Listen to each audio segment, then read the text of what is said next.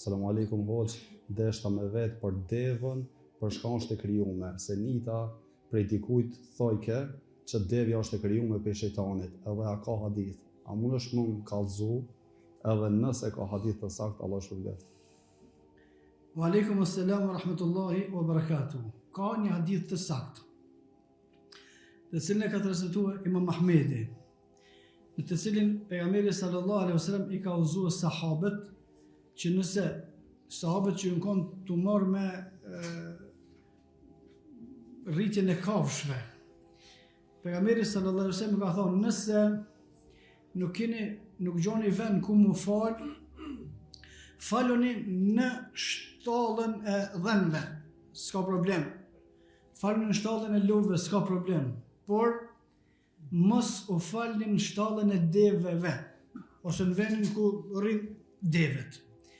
Për shkak se ajo është krijuar prej shejtanit. Kjo është transmetimi i Imam Ahmedit, për cilën dietarët e hadithit kanë thonë hadithi është i saktë. Qysh është shpjegimi që devja o krijuar prej shejtanit? Në argumentet e përgjithshme, Allah subhanahu wa taala nuk ka sjell asnjë argument, përkundrazi e ka sjell të kundërtën, që Allah subhanahu wa taala për një krijesit krijon krijesa të tjera. Khalaqna kulla zawjayn ithnain, thot Allah subhanahu wa taala, çdo krijim e kemi krijuar, domethënë veç çështo që janë krijesat, që janë të krijuara. Të gjitha krijesat, devet që janë krijuar çështo. Devet janë krijuar deve. Jo nxjerra për një krijesë tjetër. Njerëzit që janë krijuar çështo. Jo të krijuar për një krijesë tjetër, sikur që thonë ata për majmunit. Edhe delet edhe të gjitha krijesat janë të krijuara të tilla çfarë janë.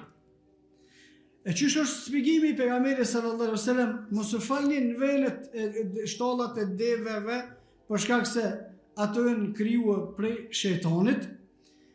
Komenti ka disa shpjegime që kanë dhënë komentatorët e hadithit dhe të gjitha shpjegimet janë të sakta. Prej tyre, ato janë të krijuara sikur që janë të krijuara shejtanit. Ky është kuptimi i saktë. Jo se devja është fëmia i shejtanit. As me thonë që është devja pasardhës e shejtanëve, jo. Por devja Allah ka krijuar prej asaj që i ka krijuar shejtanët. Domethënë krijimin e kanë prej një bazë, prej një materiali.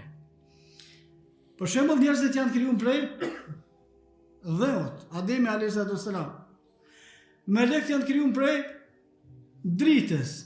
E gjinët janë të krijuar prej zjarrit, edhe devet janë të krijuara prej zjarrit. Domethënë janë të krijuar sikur që janë shejtanët.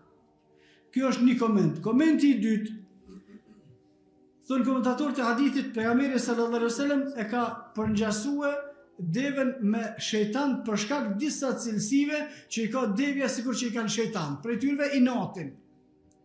Do thonë devet e kanë inatin shumë nalt sikur që e kanë inatin shejtan. A iblisi ka bën betën e çe për shkak për kur gjëhesh. Bëjë se gjë ose bëjë kush jam unë, por kur kush si hesh. Inati i madh edhe cilësitë e tjera që i kanë përmend dietarët për shkak se e kanë ngjashmërinë me devet me shejtan. Dhe e treta, në disa transmetime të tjera, që ka thonë pejgamberi sallallahu alaihi wasallam se edhe devet, sicila prej deveve e ka një shejtan, sikur që e kanë njerëzit kanë karin që ka ardhur në hadithin e saktë pejgamberi sallallahu alaihi wasallam, ose devet janë të mbështjellura ose të sillen rreth tyre shejtanët. Po të ishte që janë shejtan, normal se pejgamberi sallallahu alaihi wasallam nuk kish më lënë, ose Allah subhanahu wa taala nuk kish më lënë të lejuar mishin e deveve. Me pas qenë shejtan, pejgamberi sallallahu alaihi wasallam nuk kish fal në shpinën e deveve, se pejgamberi sallallahu alaihi wasallam u fal duke qenë hyp në deve.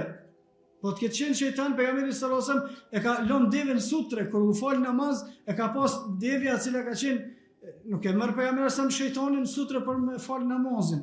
Do thonë hadithi është i saktë e transmeton Imam Mahmedi dhe dietarët e hadithit kanë thënë se është hadithi i saktë dhe kuptimi i hadithit më afër të kuptimit të hadithit është se ato janë të krijuara sikur që prej asaj prej të cilës janë të krijuar dhe shejtan vallahu a'lam.